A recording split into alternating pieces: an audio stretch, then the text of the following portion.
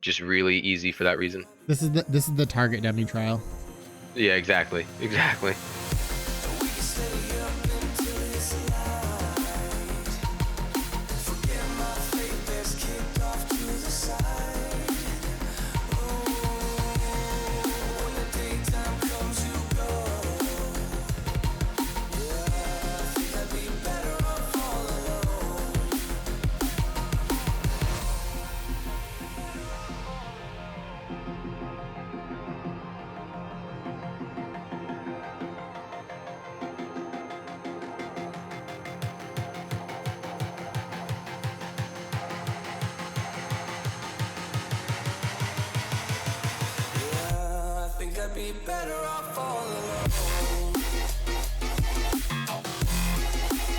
First topic, start out with drop timings for this week.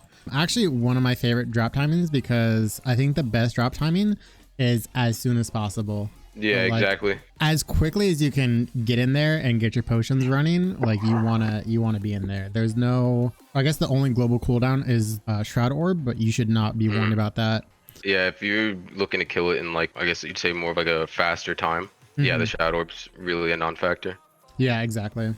Builds, we both ran the same build, which is 6 Overpower, 6 Predator, 6 Rage, 6 Rage Hunter, 3 Conduit, 3 Discipline, 3 Sharpen, and 3 Wild Frenzy. I think this build honestly packs in probably the most damage you can get. Yeah, honestly, yeah, unless you're staggering him before the rage, which you shouldn't be doing. Yeah, it definitely does. For groups, the build was 6 Berserker, 6 Conduit, 6 Overpower, 6 Predator, 3 Rage, 3 Discipline, and 3 Savagery, once again for that juicy wound damage. The mod Tough Hide, which increases the damage once a part is wounded, really allows you to do some pretty crazy things with your damage once you get some wounds going, which is honestly really easy on Skraev. So I think it's definitely the strategy for groups.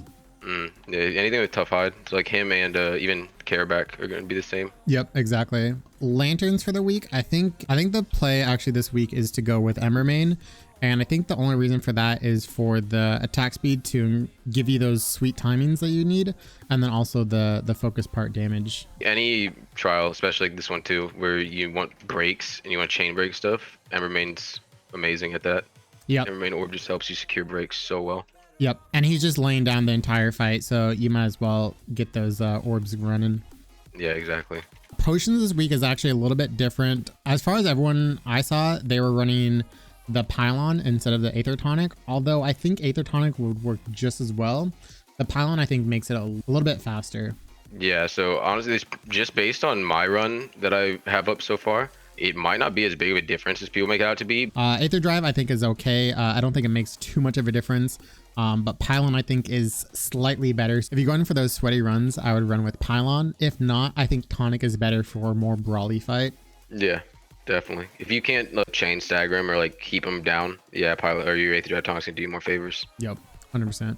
Mods for the week I think are the same for every single week, except for groups. For group, you want Echo Brace Driver instead of Cyclonic Strike Plate. Yeah, because if you're going for the top times, the fight doesn't last long enough. So you might as well just get maybe some random damage off the tick.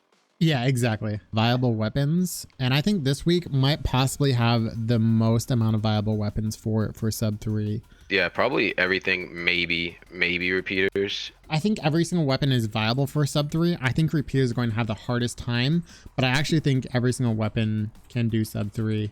Mistakes in your run or improvements you're looking for. I positioned kind of to the left of the center of the pylon, and ideally you want to be just off center to the right, and that's where he lands perfectly. And that was just a run where I happened to get shifty feet and go too far left. We actually had the exact same mistake. So our pylon placement I think is almost exactly the same. One of the things I started learning to do when you place the pylon like right in front of the waterfall and you step to the right, if you can get him to fall to the right of that waterfall, when he turns around and you get that stagger, he actually won't move out of the pylon because he'll be forced into that waterfall. Exactly. If you can use the wall to pin him, it's really good. All right, strategy inside the arena. What you're looking to do as soon as you land is get him to throw ice as soon as possible, get a mantra up off the ice, and then move over to that waterfall, get the good placement down, get that interrupt, and go into the strategy is you want to interrupt him, and then as soon as he gets up, you want him to enrage and immediately stagger him after the enrage. And it's very important to stagger after the enrage because you want that rage hunter to be active for the rest of the fight. And then after that, it's just chain after chain after chain. So you boop, stagger after enrage, and then after the stagger is done, you want to break, and then you want another break, and then he should be dead. That's like the perfect run. Obviously, if you're not getting that, it's going to start getting a little bit hairy after that, but that's what you should be looking to do. The only other thing you can really do to improve runs aside from getting the chain is where you hit your combos and where you hit your claps. The tough hide modifier does not affect the clap or the karma breaker. So you'd rather be throwing those into his wings, for example, than your combos. It's half your damage is gone when you combo into the wing. Right. Group strategies, I mean, it's the same in the way of solos that you're just looking to chain them, right? You never want him to stand up, ideally after the interrupt. And it's just about knowing what to break first, what to stagger first. You want to get your staggers and your breaks in a way that he's on the ground as long as possible between each one. You want to get them like as he's starting to stand up. My favorite topic. What do you think the top times? What do you think the boards are going to look like this week? So I think solos will end up being around 120. I could believe that. I was going to say 130. Yeah, somewhere in between 120 and 130, I would say, for solos. And then groups, it's still so early in the week, honestly, maybe sub 40. Probably sub 40, I think. And I feel like I'm being optimistic saying that. It might be closer to like 35. That's a rough week, dude. That's a rough week. Yeah. What do you think top 5 is going to be?